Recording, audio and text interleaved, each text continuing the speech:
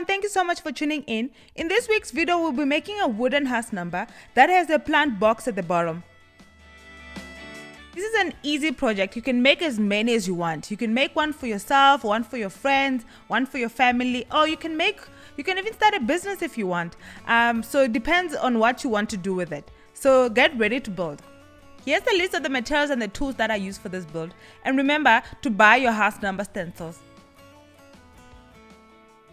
Get pumped up and let's get ready to build.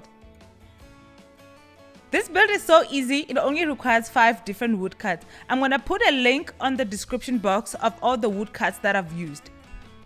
The first step of the assemble was to make sure that everything was going to be aligned. So what I did was just to put the box together and make sure that it's going to be flush. This step is very crucial in making sure that everything is in a straight line position before you can put on wood glue and start screwing everything together. So take time and make sure that everything is flush and straight line. The next thing what I did was just to put markings on where I was going to pre-drill. So I'm an advocate of pre-drilling.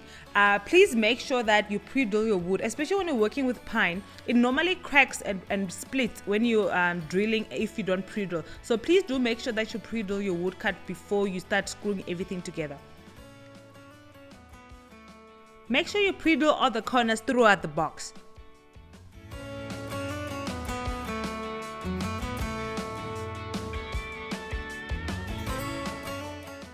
Once everything was nice and pre-drilled, the next step that I did was just to put wood glue between the joints. You can put as much wood glue as possible so that your joint must be tight and strong. If you're enjoying our content, please do tell us and also share this video with your friends and your family so that we can continue learning together.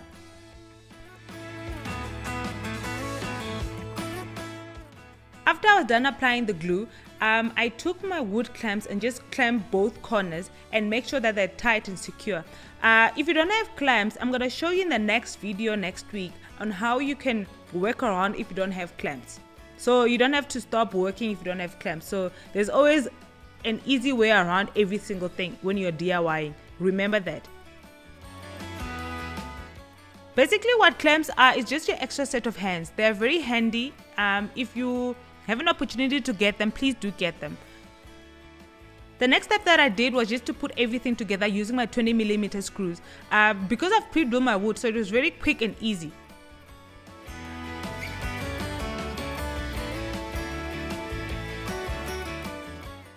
So what I did was just to put 3 different screws throughout the box. So basically the top and the bottom of the box. And then, so there's no rule of thumb on this. So you can put as many screws as you want so the trick here is just to make sure that your box is securely tightened. So here's a tip. So if you're planning on doing DIY or also house maintenance as well for the long haul, I advise that you buy a pack of drill bits that comes in different sizes and forms as well. So it will make your life easier that way.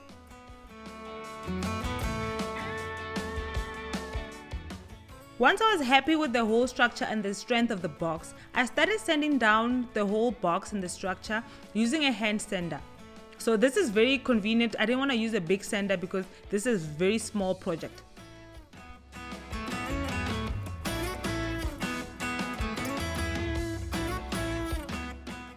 The beauty of making things with your own hands is that you get to experiment different things, and because you're not restricted or limited to a specific set of rules or standards. So what I do with clay is that I always make sure that I play around with the stains and mix them around so I get to discover different things. So I enjoy it and I love it.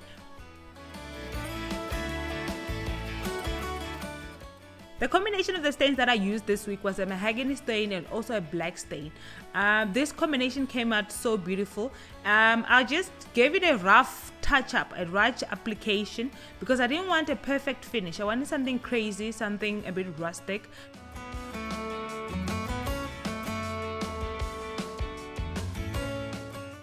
After I was done with the application of the stains, I used my sanding block just to sand down the entire surface to give it a bit of a rustic feel to it. Moving on to the next step, so I didn't buy physical house numbers, so what I did was just use a stencil to trace through my desired numbers for the house planter.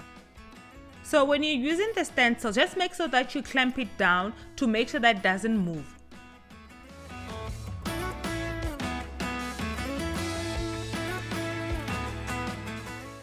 So here's a tip, when you're applying the paint onto the stencil, just make sure that you don't apply it directly from the paint. So before you apply it to the stencil, make sure that you rub it off to another surface.